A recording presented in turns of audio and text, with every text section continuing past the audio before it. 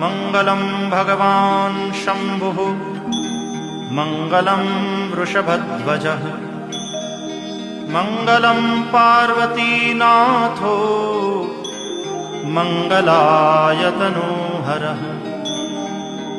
सर्वमङ्गलमाङ्गल्ये शिवे सर्वार्थसाधिके शरण्ये त्र्यम्बके गौरी नारायणि नमोऽस्तुते। अथ मन्त्रपुष्पाञ्जलिः। ॐ जग्नेन जग्नमयजन्त देवास्तानि धर्माणि प्रथमान्यासन् तेहनाकं महिमानः सचन्त यत्र पूर्वे साध्याः सन्ति देवाः।